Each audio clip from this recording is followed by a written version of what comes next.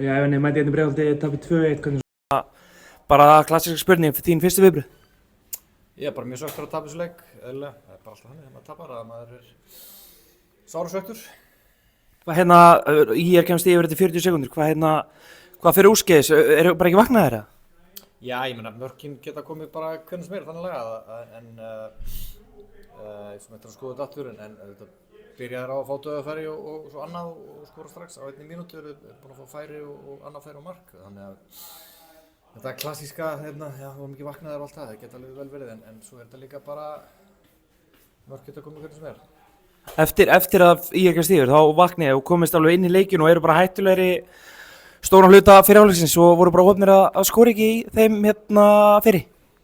Já, ég meina leikurinn þróast svo sem nákvæmlega bara eins og maður reiknaði með en ef maður þetta fá þessu mark svona snemma þá þetta þú veist, reynir í að stýra þessu leik bara eins og þeir eru góðir í, bara ógeðslega lengi að taka öll einhverjum stöð útspörk og hægja leikið niður og bara drepa þetta niður sem þeir eru bara góðir í og næstum dómarinn leyfa þeim allt og mikið komast upp með það en við svona hristum okkur aðeins til og komum svona aflitið beittari í seinni hálfleik líka bara til að svona flýta leiknum og taka aftur stjórnina og ég fannst við bara mjög sprækir í seinni hálfleik og vera komin með hennar leik bara í lóðan sko en svona er sportið. Gott að farið undir í hálfleik, gott að koma inn í seinni hálfleikin og jafna mjög fljótlega eftir að seinni byrjar. Já, og bara mikil orka sem maður sá í okkar liði og við vorum ofan á og þetta eftir 1-1 líður mann eins og næsta mark sé komið frá okkur sko en svo kemur bara eitthvað eitt moment og þeir skora og þá erum við komin aftur í það sem var að gerast í fyrri hálfleik að Írringar er að drepa leikinn niður með klókindum. Þetta séu markið á IR fyrir undir Þórhall og óheppinn í þessu atviki.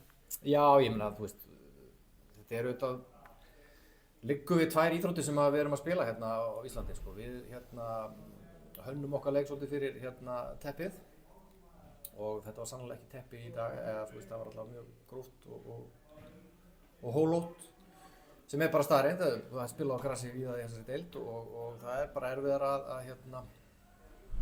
að reikna boltan út og í þessu tilviki var það tilfelli. Eins og segja æfið á gerðugrassi, spila heimaleikinn einhver á gerðugrassi. Það hlýtur að vera, ég get ímyndað mér að það er erfitt að fara einmitt af rennisléttu gerðugrassi yfir á svona grasvöll.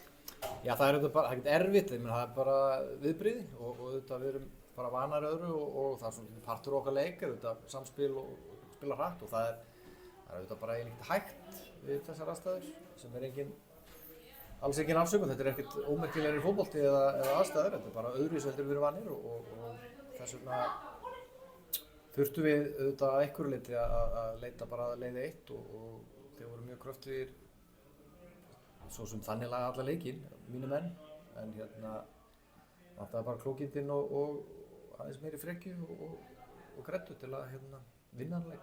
Þú ert með gríðarlega fremstu þrír, gríðarlega snöggir, kraftur, hlýtur að gefa liðinu mikið að hafa svona góða leikmenn upp á topp? Já, stundum. Og þegar það hefnast þá var það bara æðislegt og þeir voru allir duglegir í dag en það dugði bara ekki til. Fáið algjört dauð að færi undir lokin, svekkjandi að ná ekki að klára þetta?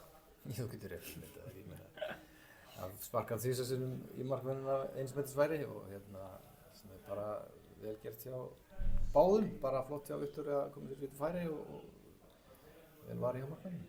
Þetta er engin heimsendir ennþá í bara baráttunni hann upp á topp, hvernig lýst þér framhaldi? Bara þetta er þú talaðum við bara rétt eftir tapleik og þá finnst mann oft heimurinn grár en það verður ljós og fagri fyrir mannið. Takk hérlega.